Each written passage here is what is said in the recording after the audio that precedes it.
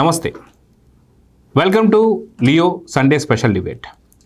ఒక్కసారి జోగి రమేష్ గారు క్లిప్ వేయండి. లోకేష్ చంద్రబాబు నాయుడు నా మీద కేసు పెట్టారు. వాళ్ళని అడుగుతా ఉన్నా, తాబేదారులు తొత్తులు ఎవడో మాట్లాడొద్దు. మళ్ళీ వారం తర్వాత మళ్ళీ మీడియా ముందుకు వస్తా, మీతో మాట్లాడతా.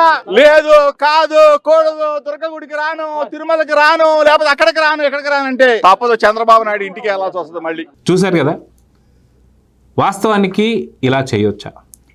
జోగి రమేష్ గతంలో జైలుకి వెళ్ళే ముందు కూడా ఇలాంటి మాటలే మాట్లాడాడు. సో ఈరోజు మనతో పాటు ఉన్నారు లియో ప్యానెల్లో సీనియర్ జర్నలిస్ట్ సత్యమూర్తి గారు, అదేవిధంగా సీనియర్ జర్నలిస్ట్ దుర్గా కుమార్ గారు. సార్ నమస్తే. సార్ నమస్తే. నమస్తే జగన్ గారు, మన వీక్షకులు. సార్, దుర్గా కుమార్ గారు, జోగి రమేష్ బ్రదర్స్ చేసింది ఏదైతే ఉందో ములకల చెరువుకు సంబంధించినటువంటి ఒక కల్తీ మద్యం, ఒక స్కెచ్ వేసి సినిమా పక్కీలో ఇక్కడ ఏదైతే వైసీపీ హయాం అయితే 2019-24 దాకా వాళ్ళపైన లిక్కర్ స్కామ్ ఒకటి ఉంది కాబట్టి ఇప్పుడు కూటమి ప్రభుత్వంపై కూడా బురద జల్లాలని చెప్పి చూశారు. బయటికి వచ్చిన తర్వాత అరెస్ట్కు ముందు మాట్లాడిన మాటలు చూసాం. అరెస్ట్ అయ్యి ఇప్పుడు బెయిల్ మీద బయటకు వచ్చి 83 రోజుల తర్వాత ఇప్పుడు ఎలాంటి మాటలు మాట్లాడుతారో కూడా చూస్తున్నాం. ఎలా తీసుకోవాలంటారు ఈ మాటలు? ఇది అంటారు కదా జగన్ గారు, మనిషికి పుట్టుకతో వచ్చిన బుద్ధులు పుడకలతోనే పోతాయని. అవి మధ్యలో మారవండి. అతను మీరు అన్నట్టు అరెస్ట్కి ముందు ఎలాంటి ప్రేలాపనలు చేశాడో, బెయిల్ వచ్చిన తర్వాత కూడా అదే ప్రేలాపనలు చేస్తున్నాడు, అదే బిల్డప్ ఇవ్వటానికి ప్రయత్నిస్తున్నాడు. తను ఒక జాతీయ స్థాయి నాయకుడినో లేకపోతే ఒక జాతీయవాదంతో ఆందోళన చేసి ఏదో జైలుకి వెళ్ళి కనకార్యం చేసి వచ్చినట్టుగా ఫీల్ అవుతున్నాడు. కానీ ఆ పక్కన ఉన్న వ్యక్తులు కానీ అక్కడ ఉన్న పరిస్థితులు కానీ అందుకు అనుకూలంగా లేవు, ఎవరో సహకరించడానికి కూడా లేరు. మల్లాది విష్ణు గారని ఆయన ఆ పార్టీ తరపున ఉన్నాడు కాబట్టి, సిటీ ఎమ్మెల్యే కాబట్టి, సీనియర్ లీడర్ కాబట్టి ఏదో సంఘీభావంగా కనీసం వెళ్ళి నుంచుంటే బాగుంటుంది, లేదు పార్టీ నుంచి ఆదేశం ఉందో తెలీదు. అసలు ఆయనకే ముఖం చెల్టల్లా ఇతను మాట్లాడుతున్న మాటలకి. ఎందుకంటే ఇంత అంతా ఆయన వ్యక్తిత్వం కలిగిన మనిషి. ఇవాళ వైఎస్ఆర్సీపీలోకి వెళ్తే ఇల్లుండొచ్చు, కానీ ఆ వ్యక్తిత్వం ఉన్న వ్యక్తులు ఇలాంటి చిల్లర మాటలు మాట్లాడుతున్నప్పుడు మళ్ళీ రేపు ఎప్పుడైనా విజయవాడ లాంటి ఒక సంస్కారవంతమైన నగరంలో అనేక సందర్భాల్లో ప్రజల్ని ఎదుర్కోవాల్సి వస్తుంది, ప్రజలతో కలవాల్సి వస్తుంది. ఇవన్నిటినీ కూడా మల్లాది విష్ణు ఎండార్స్ చేశాడు అన్నట్టే ఉంటుంది కదా, పక్కన నుంచుంటే చాలు, అంతే కదా. కానీ పక్కన మల్లాది విష్ణు గారు లాంటి వ్యక్తి ఉన్నప్పుడు నేను ఇలాంటి మాటలు మాట్లాడటం తగునా? తను వ్యక్తిగతంగా ఉండి అట్లా మాట్లాడుకుంటే పెద్ద విషయం కాదు. ఏదో పార్టీ తరపున పెద్ద ఆయన వచ్చేటప్పుడు గౌరవంగా ఏదైనా చట్టం దాని పని అది చేసుకుంటుంది, మేము దానికి సహకరిస్తామన్న లెవెల్లో మాట్లాడాలి తప్ప అవాకులు చవాకులు పేలటం, తనేదో పెద్ద జాతీయ స్థాయి నాయకుడనో, వైఎస్ఆర్సీపీలో ఈయనేదో ఘనకార్యం చేశాడనో, కల్తీసారా ములకల చెరువులో, తర్వాత ఇబ్రహీంపట్నంలో, అది కూడా మీరు చెప్పారు. గతంలో వీళ్ళందరూ కూడా ఆ లిక్కర్ స్కామ్లో ఇరుక్కుని జైళ్లలో ఉండి అబాస్పాలు అయ్యారు కాబట్టి కనీసం ప్రజల దృష్టిని ఇటు మళ్ళిస్తే కొంత ఏమన్నా మన పార్టీకి వెసులుబాటు వస్తుందా అన్న ప్రయత్నంలో ఒక కుట్రపూరితంగా, అంటే వాళ్ళకి ఏం తెలియదు అసలు ఇట్లాంటి ప్రయత్నం జరుగుతుంది అని వాళ్ళు అనుకోరు. ఎందుకంటే ఒక కొత్త పాలసీ విధానాన్ని రూపొందించారు పారదర్శకంగా. మంచి ఇండియన్ మేడ్ ఫారిన్ లిక్కర్, నాణ్యమైన లిక్కర్ని సరసమైన ధరలకి పారదర్శకంగా ఆ షాపులు ఎవరైతే లైసెన్సులు పొందారో వాళ్ళు ఆ మార్జిన్ పెట్టి అమ్ముకుంటున్నారు. అన్ని ప్రభుత్వ అబ్కారీ పర్యవేక్షణలో జరుగుతున్నాయి. ఇలాంటి నీచమైనటువంటి ప్రయత్నం జరుగుతుందని అసలు ఎవ్వరు కూడా ఊహించరు. ఎప్పుడు వస్తుంది ఇలాంటిదంటే ఎప్పుడైనా ఆ లిక్కర్ సప్లై సరిగ్గా లేకపోతేనో, లేకపోతే గతంలో లాగా నాసిరకం లిక్కర్ కనుక సప్లై అవుతుంటే ప్రజలు తృప్తి పడకుండా ఇంకా ఎక్కడికన్నా వెళ్ళి ఏదన్నా కల్తీ తాగి చూద్దాం, అందులో ఏమైనా కిక్ వస్తుందేమో అనుకుంటారు. ఇప్పుడు ఆ ప్రయత్నం అక్కర్లా, మంచి బ్రాండే సరసమైన ధరకు దొరుకుతున్నాయి, ఆరోగ్యంగాను హ్యాపీగా ఉన్నారు. వీళ్ళు ఇది ఒక కుట్రపూరితంగా 2 సార్ల అక్కడ ములకల చెరువు అన్నమయ్య డిస్టిక్లో ఒక కార్నర్లోను, ఇక్కడ తన ఇంటి పక్కన ఇబ్రహీంపట్నంలోను పెట్టి దీనికి అంతకుముందు ఆ లిక్కర్ స్కామ్లో ఉన్న బాటిల్స్ తయారు చేసేవాళ్ళని, మూతలు తయారు చేసేవాళ్ళని, లేబుల్స్, తర్వాత స్పిరిట్ సప్లై చేసేవాళ్ళని, ఎసెన్స్ని సప్లై చేసేవాళ్ళని వీళ్ళందరూ తెలుసు. సో ఈజీగా సెటప్ చేసేసి ఈ ప్రయత్నం చేశాడు. తీరా అరెస్ట్ చేయడానికి అసలు బయట పడదనుకున్నాడు, అరెస్ట్ చేయలేరు అనుకున్నాడు. ఎందుకంటే నేను చంద్రబాబు నాయుడు గారి ఇంటి మీదే వీరోచితంగా వెళ్ళి దాడి చేశాను, ఇలాంటి వాడి మీద అసలు పోలీసు వ్యవస్థ అనేవాళ్ళు మన ఇంటికి వస్తారా అన్న ఒక ధీమాలో ఉన్నాడు. పోలీసు వ్యవస్థ రావటమే కాదు, వచ్చి తలుపు కొట్టేటప్పటికి ఇక బేజారెత్తిపోయింది. అప్పుడు ఈ గంజాయి బూటాని బ్లేడ్ బ్యాచ్లకి వీళ్ళందరికీ ఫోన్లు చేయటం మొదలెట్టాడు. ఎవడొస్తాడండి? ఇప్పుడు చేసిన నువ్వు పనే నికృష్ట పని. తర్వాత ఆ రోజుల్లో లాగా పోలీసులు గుడ్డలు ఉడదీస్తా ఉన్నారు కదా, వీళ్ళు ఉడదీకి ముందే వాళ్ళే యూనిఫారాలు ఉడదీసి వంకిలకి తగిలించుకున్నారు. ఎందుకంటే కేసులు బుక్ చేసే అవసరం మీకు లేదని చెప్పారు. కానీ కూటమి ప్రభుత్వం వచ్చిన తర్వాత అదంతా జరగదు. మా తప్పు ఎవడు చేసినా కేసులు బుక్ చేయాల్సిందే, చట్టం ఖచ్చితంగా అమలు జరగాల్సిందే. ప్రజలకు ఎక్కడ ఏ ఆపద ఎవడు చేసినా, ఎంత పెద్దవాడు చేసినా తప్పు కేసు బుక్ చేయాల్సిందే, అరెస్ట్ చేయాల్సిందే అని చెప్పారు. దాంతో ఆయనకి అది కూడా పార్లా. ఇలా దాదాపు 83 రోజులు వాళ్ళ అన్న తమ్ముడు ఇద్దరు ఉన్నారు. బెయిల్ వచ్చినప్పుడు కూడా అట్లాంటి వాళ్ళనే పోగేసుకున్నాడు. అక్కడ ఎవడో ఫేస్ కలిగిన వ్యక్తి లేడు, ఒక్క మల్లాది విష్ణు గారు తప్ప. మల్లాది విష్ణు గారికి ఏంటంటే ఆబ్లిగేషను, ఎందుకంటే సిటీలో ఎమ్మెల్యే పూర్వం అదే టౌన్లో పెనమలూరు నుంచి గెలిచాడు కదా, పెనమలూరు నుంచి పెడన కృష్ణా జిల్లా. అందుకని పార్టీ కూడా చెప్పుంటుంది, వెళ్ళి అయ్యా కాస్త అక్కడ నుంచో ఏదో ఫేస్ వాల్యూ ఉండాలి కదా. మరి వచ్చేటప్పటికి ఎవడో పలకరించేవాళ్ళు లేడంటే కూడా అది హీనం అవుతుంది కదా. ఏదో మనాడు కొంచెం ఇది ఉంటుంది కదా, దురద మాటలు మాట్లాడతాడు, కాసేపు అక్కడ నుంచోమన్నాడు. ఆయనకేమో ఇబ్బందికరంగా ఉంది. నువ్వు తలంచుకుని గౌరవంగా మంచి మాటలు చెప్పి వెళ్ళాలి, చట్టం తను పని చేసుకుంటుంది, నేను చట్టానికి సహకరిస్తానంటే గౌరవంగా ఉండేది. ఇక చంద్రబాబు నాయుడు గారికి లోకేష్ గారికి ఇతను తప్ప లోకమే లేదు. వాళ్ళు చేసేది నన్ను అరెస్ట్ చేయటం, జైల్లో కూర్చోబెడతాం, 3 జైళ్ళలో తిప్పారు, ఇది చెబుతున్నాడు. 3 జైళ్ళల్లో తిప్పింది చట్టం. ఎక్కడికి నీకు ఎక్కడెక్కడ కేసులు ఉన్నాయో ఆ కోర్టుకి తీసుకెళ్ళినప్పుడు అక్కడ నిన్ను కస్టడీలో ఉంచుతారు, అంతే కదా. అంతేగాని వీళ్ళు రాసిన రాజ్యాంగాలు కాదు, వీళ్ళు రాసిన చట్టాలు కాదు, వీళ్ళు నిర్మించిన జైళ్ళు కాదు. మీరు పెట్టినప్పుడు కూడా చంద్రబాబు నాయుడు గారు మీరు ఎక్కడ ఏ జైల్లో పెడితే ఆ జైల్లోనే ఉన్నాడు, ఆ బ్లాక్లోనే ఉన్నాడు తప్ప నన్ను ఇంకా అక్కడికి మార్చండి ఇక్కడికి మార్చమనే అప్లికేషన్లు ఏం పెట్టుకోలేదు కదా. అట్లాగే అది ఉందా, తను ఆయన ఎవరిని కూడా బ్లేమ్ చేయలేదు. ఓకే, మీరు చట్టం అమలు చేశామని మీరు అంటున్నారు, నేను కూడా న్యాయస్థానం ప్రకారం పోరాడతాను అనుకున్నాడు, తీసుకొచ్చాడు. తర్వాత ఎవరైతే అరెస్ట్ చేశాడో ఆ కొల్లి శివరామరెడ్డే తప్పు ఒప్పుకున్నాడు. ఆ రోజున నేను అకారణంగానే అరెస్ట్ చేసినాను, నా దగ్గర సరైన ఇది లేదు, నా పై అధికారులు చెప్పారు కాబట్టి వెళ్ళానన్నాడు. ఇక అంతకన్నా ప్రభుత్వానికి చెప్పు దెబ్బ ఏముంటుందండి? ఒక ఐపీఎస్ ఆఫీసర్ తను చేసిన తప్పును తను ఒప్పుకోవటం. అట్లాగే ఈ నిన్న ఇతను కూడా ఒక పులిని చూసి నక్క వాత పెట్టుకున్నట్టు, పులి ఎప్పుడు కాలేదండి, ఎప్పుడు నక్కరిపే ఉంటుంది. అది వాతలు పెట్టుకున్నందువల్ల పులి గాండ్రింపు దానికి వస్తుంది అనుకుంటే, నిన్న అతను అదే విధంగా భంగపడ్డాడు ప్రజల ముందు. చేసిన తప్పు ఒకటే దరిద్రం అనుకుంటే ఇంకా పెద్ద జైల్లో నుంచి పెద్ద వీరోచితంగా వచ్చినట్టు. నువ్వు వెళ్ళిన కారణం ఏంటి, వచ్చిన పరిస్థితి ఏంటి? కాబట్టి పులి ఎప్పుడు కూడా నక్కెప్పుడు పులి కాలేదు జగన్ గారు. అది మన ఇతని విషయంలో కూడా రుజువైంది. అయితే సత్యమూర్తి గారు, వైసీపీ నుంచి ఎవరైతే చేసినటువంటి తప్పులకి జైలుకి వెళ్ళి వచ్చిన వాళ్ళందరూ కూడా ప్రశ్నిస్తే అరెస్ట్ చేస్తారా అన్నట్టు మాట్లాడుతున్నారు. కానీ వాళ్ళు చేసిన తప్పు కేసుల గురించి వాళ్ళు మాట్లాడతలేదు బయటకు వచ్చి. ఇది తీసి పక్కన పెడితే జోగి రమేష్ వచ్చి వారం రోజులు గడువిస్తున్నాను, నేను ప్రమాణం చేస్తానని చెప్పి మళ్ళీ మాట్లాడుతున్నాను. ఎలా చూడాలంటారు సార్? అంటే జోగి రమేష్ ఒక హ్యాబిచువల్ అఫెండర్. అదేంటండి అంత మాట అన్నారు అని మీరు అనొచ్చు. ఎప్పుడైతే అధికారం కోల్పోయిందో అప్పటి నుంచి జోగి రమేష్ అక్కడ అగ్రిగోల్డ్ భూముల్ని పోలీసులు స్వాధీనం చేసుకుంటే ఆ భూముల్ని కొట్టేయటానికి సర్వే నెంబర్లు మార్చి కొడుకు పేరు మీద కొట్టేయటానికి ప్లాన్ చేశాడు. దాన్ని పట్టుకున్నారు. పట్టుకొని కేసు పెట్టినప్పుడు నేను గౌడ్ని, నేను బీసీ కులానికి చెందినవాడిని, నన్ను తీసుకొచ్చి అరెస్ట్ చేస్తారా అని చెప్పాడు. వాళ్ళ మిస్సెస్ వచ్చి మా పిల్లాడు ఫారెన్లో చదువుకొని వస్తే అందులో తీసుకొచ్చి నాకు కడుపు కోత మిగిలిస్తారా, మా పిల్లగాడి మీద కేసు పెడతారా అన్నది. మరి చేసిన పని ఏంటమ్మా? మీ ఆయన చేసి నీ కొడుకు పేరు పెట్టాడు, అందులో నువ్వెవరిని అడగాలి? మీ ఆయన్ని అడగాలి. నువ్వు చేస్తే నీ పేరు మీద చేసుకోవాలి, కొడుకు పేరు మీద ఎందుకు చేసావని.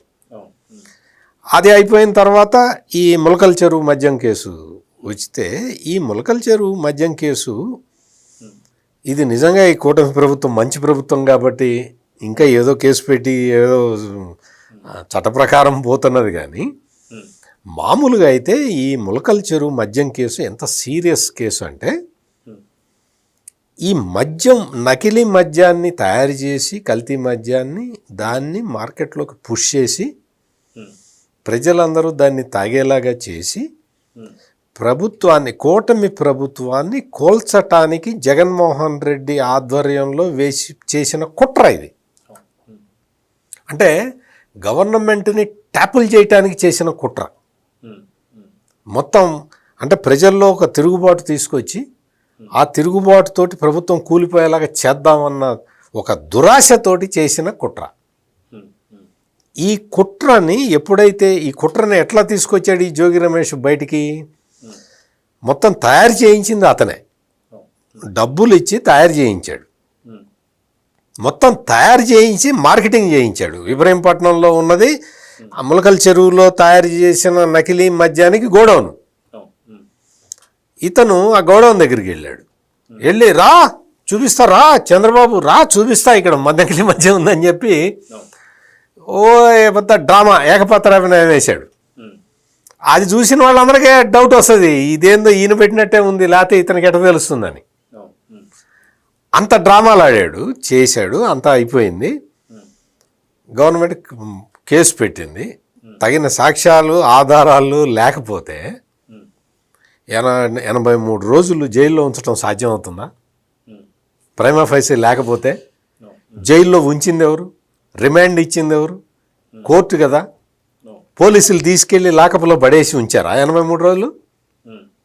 కోర్టుకి మొత్తం అయ్యా ఇగో ఇవి ఆధారాలు ఇవి అంటే కోర్టు 14 రోజులు రిమాండ్, 14 రోజులు రిమాండ్ అంటే 14 రోజులు 83 రోజులు అయింది. ఇప్పుడు బయటకు వచ్చాడు. ఎట్లా వచ్చాడు? కోర్టు చేస్తే బయటకు వచ్చాడు. అతని తమ్ముడు.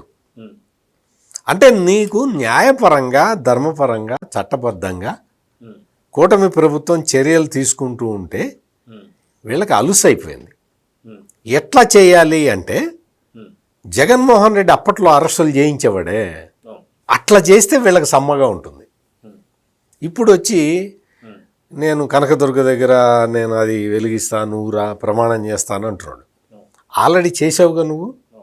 కనకదుర్గ టెంపుల్కి వెళ్ళి అరచేతిలో ప్రమిద పెట్టుకొని అందులో కర్పూరం వేసుకొని అయినా సరే వెలిగిస్తే నీకు తగులుతుందేమోనని చెప్పి కింద ఆకు పెట్టుకొని ఇన్ని డ్రామాలు అది చేసావు కదా. అది చేసిన తర్వాతే కదా నిన్ను అరెస్ట్ చేసింది. బుద్ధి రావాలి కదా కొంచెం కనీసం అన్న. ఇప్పుడు మళ్ళీ సవాల్ చేస్తున్నాడు. చంద్రబాబు నాయుడు 4వ టర్మ్ ముఖ్యమంత్రి అయ్యాడు. ఆయన ఎమ్మెల్యేగా ఎన్నిసార్లు గెలిచాడో ఏంటో కదా, ఎంత సీనియర్ లీడరో, దేశంలోనే సీనియర్ పాలిటీషియన్. నువ్వు ఆయన్ని పట్టుకొని నువ్వు ఏం మాట్లాడుతున్నావు, నువ్వెంత, నీ బతుకెంత అని తెలుగుదేశం వాళ్ళు ప్రశ్నిస్తే నువ్వు ఏం సమాధానం చెప్పగలుగుతావు? మాట మాట్లాడితే నేను బీసీ అంటావు. నువ్వు బీసీ అయినంత మాత్రాన కుంభకోణాలు చేయడానికి లైసెన్స్ ఉన్నట్ట? అంటే కులం ఆధారంగా శిక్షలు ఉండాలా? కులం ఆధారంగా రిమాండ్లకు పంపించకపోవటం ఉండాలా? నేరం ఆధారంగా ఉండాలా? ఏం చెప్తున్నది చట్టం? ఏం చెప్తుంది? చట్టంలో ఎగ్జంప్షన్ ఉందా? ఎగ్జంప్షన్ ఎక్కడుంటుంది అంటే గౌడ కులస్తులకి ఈ ఏవైతే ఈ లిక్కర్ షాపులు ఆబ్కారీ పాటలు ఏవైతే ఉంటాయో, లిక్కర్ షాపులో వేలం వేసేటప్పుడు 10%, ఎందుకంటే గౌడ కులస్తులు ఆ వ్యాపారం మీద అంతకుముందు గీత కార్మికులు ఉండేవాళ్ళు, ఆ వృత్తి మీద ఆ వ్యాపారం చేసుకునేటానికి వాళ్ళకి వెసులుబాటు కల్పించాలి అన్న ఉద్దేశంతో చంద్రబాబు నాయుడు ప్రభుత్వం 10% షాపులను వాళ్ళకి కేటాయించింది. అది కులం పట్ల తీసుకోవాల్సిన జాగ్రత్త. నువ్వేం చేసావు? అదే పని చేశాడు కదా సార్. నువ్వు ఆ కులానికి సంబంధించిన వాడివి అయ్యి ఉండి నువ్వు చేసిందేంటి? కల్తీ మద్యం తీసుకొచ్చి ఆ కల్తీ మద్యాన్ని నువ్వు అమ్మి మార్కెట్లో ఎదురు పెట్టుబడి పెట్టి, సింపుల్ విజయసాయిరెడ్డి ఎట్లా అయితే ఆ జగన్మోహన్ రెడ్డి ముఖ్యమంత్రిగా ఉన్నప్పుడు జరిగిన మద్యం కుంభకోణానికి 100 కోట్ల రూపాయల పెట్టుబడి ఎట్లయితే పెట్టాడో, గవర్నమెంట్ నుంచి దిగిపోయిన తర్వాత ఈ జోగి రమేష్ ఆ ములకల చెరువులో డబ్బులు ఫైనాన్స్ చేసి ఫ్యాక్టరీ పెట్టించాడు. సేమ్ ఒకటే స్క్రిప్ట్. అక్కడ మరీ ఎక్కువ 100 కోట్లు, ఇక్కడ కొంచెం కాటేజ్ ఇండస్ట్రీ అది large scale. ఇది కాటేజ్ ఇండస్ట్రీ కదా, అందుకని కొంచెం డబ్బులు తక్కువ ఉన్నాయి. ఈ కాకపోతే- పెట్టుబడి పెట్టింది ఎవరు? నువ్వే కదా, జోగి రమేష్. కాదు, జోగి రమేష్కి ధైర్యం ఎక్కువ అని చెప్పి అనుకోవచ్చు. కూటమి ప్రభుత్వం వచ్చిన తర్వాత ఇలాంటి సాహసం చేయడం అనేది అంటే దుస్సాహసం కుట్ర అనుకోవచ్చుగా. కదమ్మా ఇది. కుట్ర. అవును. ఎందుకంటే నీకు డబ్బులు పెట్టి ఆ వ్యాపారం పెట్టించి గవర్నమెంట్ని బదనాము చేద్దామన్న కుట్ర కదా, అందుకని సాహసం ఇట్లా చేశాడు. ఇప్పుడు ఇదంతా చేసిన తర్వాత, మొత్తం అంతా బయటపడ్డ తర్వాత, కోర్టులు రిమాండ్ విధించిన తర్వాత, నువ్వు 83 రోజులు జైల్లో ఉండి బయటకు వచ్చిన తర్వాత నీ బుద్ధి ఏమన్నా మార్చుకోవాలి కదా. దుర్గా కుమార్ గారు చెప్పినట్టు, నేను 83 రోజులు జైల్లో ఉంచారయ్యా, నా బుద్ధి మారింది, నేను చట్టం తన పని తాను చేసిపోతుంది అని చెప్పి ఆడవాళ్ళుగా. ఈ ఏడుపు ఏంటి? మళ్ళీ ప్రమాణ స్వీకారం ప్రమాణం చేస్తారా? పైగా మళ్ళీ నేను అధికారంలోకి వచ్చి చూసుకుంటా అంటాడు. నువ్వు అధికారంలో ఉన్నప్పుడేగా చంద్రబాబు ఇంటి మీద దాడి చేసింది. చేసావుగా, దాడి చేసావుగా, ఇంకేం చేస్తావు? ఇంకా అంతకు మించి చేస్తా. ఏం చేస్తావు? ఏం చేయదలుచుకున్నావు నువ్వు? నీకు ఇప్పటికీ కూడా 83 రోజులు జైల్లో ఉన్న తర్వాత, రిమాండ్ ఖైదీగా జైల్లో ఉన్న తర్వాత కూడా సిగ్గు, శరం, మానం, అభిమానం అటువంటివి ఏమీ లేకుండా మాట్లాడుతూ ఉంటే నిన్ను ఏమనాలి? ఒక్కసారి వెళ్ళి చూసిరాపో, నీ సాటి కులస్తులు నిన్ను ఎంత అసహించుకుంటున్నారో చూసిరాపో వెళ్ళి. జోగి రమేష్ అనే వ్యక్తి సమాజానికి పట్టిన చీడ పురుగు. అందుకని చీడ పురుగుని సాఫ్ట్గా డీల్ చేయొద్దు. నేను ఈ గవర్నమెంట్కి కూడా చెప్తున్నా, చీడ పురుగుని అయ్యో పాపం లేని వదిలేస్తే ఏమవుతుంది? చెట్టు మొత్తం తినేస్తుంది కదా. ఆకులు ఎక్కడెక్కడైతే పచ్చగా ఉంటుందో ఆ పచ్చ మొత్తాన్ని తినేస్తుంది కదా. అందుకని ఊరుకోవటానికి వీల్లేదు. మీరు ఖచ్చితంగా గమాక్సిన్ కొట్టాలి. గమాక్సిన్కి చచ్చిపోకపోతే ఇంకా పవర్ఫుల్ మందులు కొట్టాలి. అవన్నీ కొట్టాలి, అవన్నీ కొట్టాలి. చీడ పురుగు చచ్చిపోయేలా చేయాల్సిందే. పంట కాపాడాలి. మీకు అధికారం ఇచ్చింది పంట కాపాడటానికి. అందుకని క్రిమి సంహారక మందులు వాడటానికి మీరు వెనకడుగు వేయకూడదు. అందుకని నేరాలు చేసే నేరస్తులు, ఆ నేరాలని పదే పదే రిపీట్ చేసే ఈ హ్యాబిచువల్ అఫెండర్స్ని కంట్రోల్ చేయాల్సిన బాధ్యత పోలీసుల మీద ఉంది. పోలీసులు అంటే ప్రభుత్వం మీద ఖచ్చితంగా ఉంది. అయితే దుర్గా కుమార్ గారు, ఇందాక సత్యమూర్తి గారు చెప్తున్నట్టు సాఫ్ట్గా డీల్ చేయడం వల్లనే వీళ్ళు రెచ్చిపోతున్నారు అని చెప్పేసి, వాస్తవానికి కూటమి ప్రభుత్వం వచ్చిన తర్వాత రప్ప అనే డైలాగ్ తీసుకొని ఎక్కడ పడితే అక్కడ, ఎలాంటి సందర్భం అయినా సరే ఆఖరికి మహిళలతో కూడా అనిపిస్తున్నారు వీళ్ళు, వైసీపీకి సంబంధించిన నేతలు. సో నిజంగా గతంలో కూటమి ప్రభుత్వం రాకముందు ఏదైతే వైసీపీ 2019-24 దాకా ఫస్ట్ టైం అసెంబ్లీకి వచ్చినప్పుడు నారా చంద్రబాబు నాయుడు అసలు ఎంతమంది మీద కేసులు అని చెప్పేసి సభ సాక్షిగా అడిగితే అక్కడ ఉన్న వాళ్ళందరూ కూడా చేతులు ఎత్తారు. ఒక్కొక్కరి పైన 30 కేసులు, 40 కేసులు, 80 కేసులు లాగా. అచ్చెన్నాయుడు గారిని ఎలా చేశారు, అదేవిధంగా కొల్లు రవీంద్ర గారిని ఎలా చేశారు, ఇప్పుడున్న స్పీకర్, డిప్యూటీ స్పీకర్ అయిన త్రిపుల గారిని ఎలా చేశారు? ఇలాంటి ట్రీట్మెంట్ అవసరమా? గతంలోనే డిప్యూటీ సీఎం అయినటువంటి పవన్ కళ్యాణ్ గారు అన్నారు, ఏదైతే ఆదిత్య గారు ట్రీట్మెంట్ కావాల్సిందే తప్పదని చెప్పేసి. అవసరమా లేదా ఏపీలో ఇప్పుడు అంటే ఏం చెప్తారు? ఇప్పుడు అది ఎన్నికైనటువంటి ప్రభుత్వ సంస్కారాల మీద ఆధారపడి ఉంటుంది జగన్ గారు. ఇంతకుముందు సత్యమూర్తి గారు కూడా అతను కులాన్ని ఎలా ఎక్స్ప్లాయిట్ చేస్తున్నాడో చెప్పాడు. నేను కూడా 21 సంవత్సరాలప్పుడు జర్నలిస్ట్గా ఈ వృత్తిలోకి వచ్చినప్పుడు, జిల్లా రిపోర్టర్గా వెళ్ళినప్పుడు ఆ ప్రాంతాల్లో నేను గౌడ కులస్తులైనటువంటి అప్పటి ఒక 2-3 స్టేట్స్లో ఆబ్కారీ కాంట్రాక్ట్ చేసే పెద్ద మనుషుల్ని కలిసా. అంటే అప్పటికి మా తాతయ్య వయసు ఉన్న వ్యక్తుల్ని. ఎంత గౌరవంగా ఉండేవాళ్ళు అండి వాళ్ళు, ఎంత సద్భావంతో ఉండేవాళ్ళు, సత్ప్రవర్తనతో ఉండేవాళ్ళు. నిజమైన గౌడ కులస్తుడు అనే వ్యక్తి సారా మధ్య ముట్టడండి. రేణుకాదేవిని చూస్తాడు, రేణుక వాళ్ళ కులదేవత, మద్యం అనేది రేణుకమ్మ. వాళ్ళు తాగరు. నిజమైనటువంటి గౌడ కులస్తుల్లో ఉండే నీతి అది. నేను ఎందుకు చెప్తున్నానంటే, ఇవాళ అతను కులాన్ని అడ్డం పెట్టుకుని వ్యాపారం చేసుకుంటా అనైతికమైనటువంటి పని చేస్తూ కులాన్ని భ్రష్టు పట్టిస్తున్నాడు. ఇవాళ అతను కల్తీ మద్యం తయారు చేయటం వలన జనం చచ్చిపోతారు, అసలు మద్యం మీద జనానికి వైరాగ్యం వస్తుంది, దాని వలన కుల వృత్తి దెబ్బతింటుంది. ఇతను చేసిన నీచ పని వలన అనేక మంది కుల వృత్తిని నమ్ముకుని బ్రతుకుతున్నారు. వాళ్ళు ఇలాంటి నీచ పని చేయి పాపం ప్రాణాలకి తెగించి తాడి చెట్లు ఎక్కుతారు, చాలా పెద్ద చెట్లు, చాలాసార్లు పడి చచ్చిపోయే సందర్భాలు కూడా ఉంటాయి.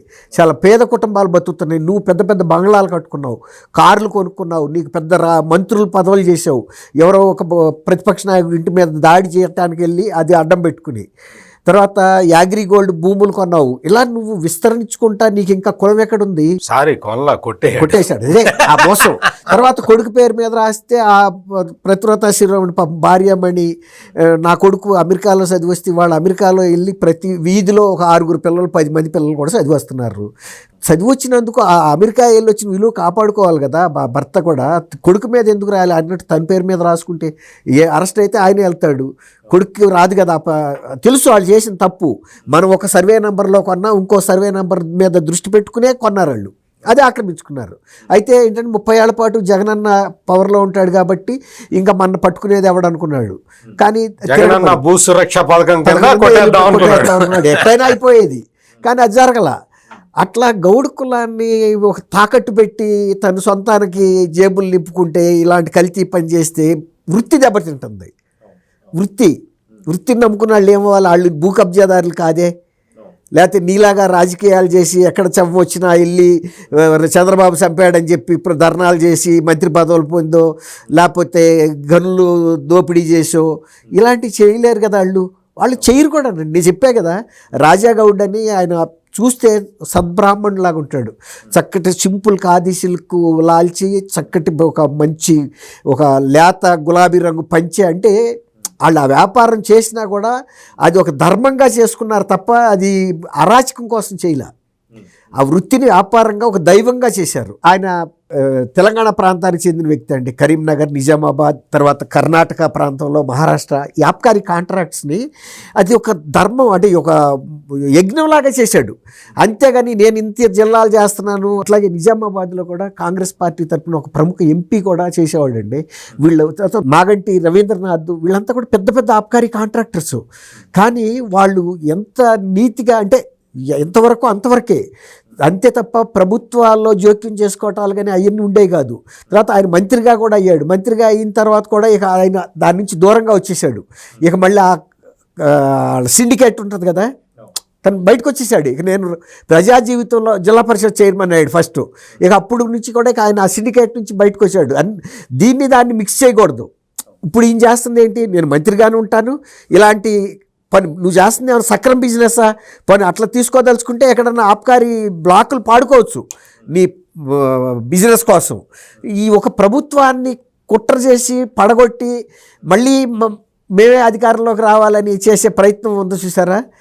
అది ఇప్పుడు మీరు అంటారు ఈ కొత్తగా వచ్చిన ప్రభుత్వం వీళ్ళ పట్ల ఎలా వ్యవహరించాలి అని.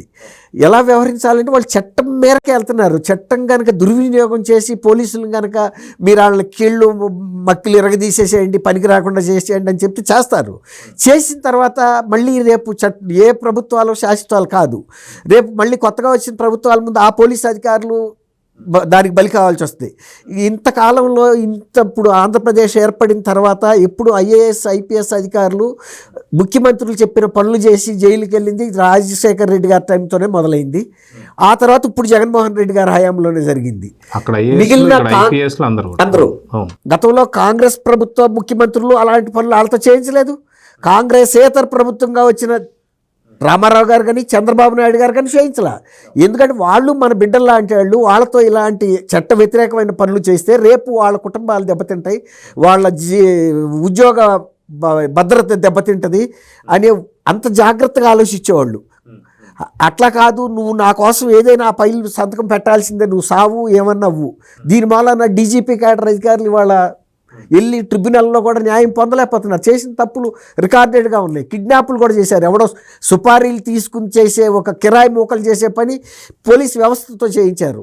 కాబట్టి ఇప్పుడు ఇలాంటి సంస్కారవంతమైన ప్రభుత్వాలు అలాంటివి చేయవు. ఎంతవరకు చట్టం అనుమతిస్తుందో అంతవరకు చేస్తారు. ఇప్పుడు దానికి కూడా ఆయన తప్పు అనే మాటకు వచ్చాడు. నన్ను 3 జైళ్ళకి మార్చారంటే మరి 3 చోట్ల నీ మీద కేసు నమోదైనప్పుడు 3 కోర్టుల్లోకి నిన్ను ప్రొడ్యూస్ చేయాల్సిన అవసరం ఉంది కదా. అంతేగాని నిన్ను జైళ్ళలోకి మారిస్తే లోకేష్ గారికి చంద్రబాబు నాయుడు గారికి వచ్చే వ్యక్తిగత లాభమే ఉంది. నిన్న వెహికల్స్లో ఎక్కి తిప్పాలి కదా. అది ప్రభుత్వ డబ్బే కదా. కాబట్టి అతని మీద అంత నువ్వెంత ఒక లిల్లి పుట్టు. చంద్రబాబు నాయుడు గారు ఈయన చెప్పినట్టు 4వ ముఖ్యమంత్రి అయ్యాడు. నీలాంటి వాళ్ళు ఎంతమంది ఎమ్మెల్యేలు చూశాడు, ఎంతమంది మాజీ మంత్రులు చూశాడు. ఎప్పుడు వ్యక్తిగతమైన తగాదాకి చంద్రబాబు నాయుడు గారితో ఎవరు కాలు దువ్వలేదు కూడా. ఈవెన్ రాజశేఖర్ రెడ్డి గారు అటువంటి కొన్ని పదాలు వాడిన తర్వాత కూడా బహిరంగంగా క్షమాపణ చెప్పాడు. అంటే దాన్ని ఏమంటాం, అన్కండిషనల్ అపాలజీ, అంటే బేషరతు క్షమాపణ చెప్పాడు. అది రాజకీయాల్లో ఉండే సంస్కారం. అంతేగాని వ్యక్తిగతంగా నువ్వు వెళ్ళి ఆ ఇంటి మీద దాడి చేయమనో, ప్రతిపక్ష నాయకుడి ఇంటి మీద దాడి చేస్తే దానివల్ల జరిగిన నష్టం ఎవరికి? సూర్యుడి మీద ఉమ్మూస్తే సూర్యుడి మీద పడుతుందా? మన ముఖం మీద పడుతుంది. దానివల్ల వీళ్ళు రాజకీయాలకు పనికొచ్చే బ్యాచ్ కాదని ఆంధ్రప్రదేశ్లో చదువుకున్న వాళ్ళు, చదువుకోని వాళ్ళు, మహిళలు, పురుషులు అందరూ కూడా చీకొట్టబట్టే కదా ఇవాళ ఆ పరిస్థితికి వచ్చింది. ఇలాంటి ఇప్పుడు జోగి రమేష్ లాంటి వాళ్ళని నువ్వు ప్రోత్సహించినందుకు ఆ ఫలితం అనుభవించింది జగన్మోహన్ రెడ్డి గారు, అంతే కదా. కాబట్టి అటువంటి తప్పు ఈ ప్రభుత్వాలు చేస్తాయని నేను అనుకోను. అందులో ఇంత ఒక సీనియర్ ముఖ్యమంత్రి, దేశంలోనే ఒక గుర్తింపు పొందిన వ్యక్తి ఇలాంటి వాళ్ళ మీద వ్యక్తిగత ద్వేషాలు, కక్ష సాధింపుకి దిగితే జగన్మోహన్ రెడ్డి గారికి, చంద్రబాబు గారికి ఏం తేడా ఉంటుందండి? అవును. అయితే సత్యమూర్తి గారు, వాస్తవానికి ఇదే చర్చించుకుంటున్నారు గ్రామాల్లో కావచ్చు, ఎక్కడైనా కావచ్చు. గతంలో పోలీసులు ఏమైనా మారిపోయారా? ఇప్పుడున్న పోలీసులు కూడా సేమ్ అదే పోలీసులు కదా. గతంలో ఎలా కొట్టారు, ఏం చేశారు అని అందరికీ తెలిసిందే కదా. సో ఎందుకని ఇప్పుడు వీళ్ళకి అలాంటి ట్రీట్మెంట్ చేయకపోవడం వల్లే ఇలాగా మాట్లాడుతున్నారు అన్న ఒకటి. అది కాక మాట్లాడకపోవడం తీసి పక్కన పెట్టండి, వాళ్ళు తప్పు చేసి దొరికిపోయిన తర్వాత ఖచ్చితంగా సుప్రీంకోర్టు దాకా వెళ్ళి వాళ్ళు వెసులుబాటు దొరక్కపోతే మళ్ళీ వచ్చేసి వాళ్ళు అరెస్ట్ అవుతున్నారు. ఇలాంటి క్రమంలో మళ్ళీ బయటకు వచ్చి ఇలాంటి మాటలు మాట్లాడుతున్నారంటే వాళ్ళలో మార్పు రాదు. కాబట్టి ఖచ్చితంగా ఏదైనా కఠినమైన ఒక చర్యలు ఉండాలని కోరుకుంటున్నారు ప్రజలందరూ. సో ప్రజల కోరికను ఎలా తీసుకోవాలంటారు? ప్రజా జీవితంలో సిగ్గు అనే ఒక పదార్థం ఉంటుంది. అది ఉండాలి, అందరికీ ఉండాలి. కొంచెం సిగ్గుపడాలి. తప్పు చేస్తే సిగ్గుపడాలి. ఏదన్నా నువ్వు పెద్ద సాధించి వచ్చావు అనుకో, గర్వపడాలి. నువ్వు తప్పు చేసి కూడా నేను వచ్చి అది చేస్తా, తాట తీస్తా, వాడికి తోలు తీస్తా, తాట తీస్తా అంటున్నావంటే నీకు సిగ్గు అనే ఎలిమెంట్ కొంచెం, అంటే విటమిన్ డి లోపం అంటారు ఈ మధ్య చాలా మందికి వస్తున్నది. విటమిన్ డి లోపం సూర్యరశ్మి తగలకపోవడం వల్ల వస్తున్నది. అట్లా వైఎస్ఆర్ కాంగ్రెస్ పార్టీ వాళ్ళకి ఆ విటమిన్ సిగ్గు అనేది కొంచెం లోపంగా ఉంది. మరి వాళ్ళకి అది ఇంజెక్ట్ చేయాలి కొంచెం, లేకపోతే ఇట్టగే మాట్లాడతారు.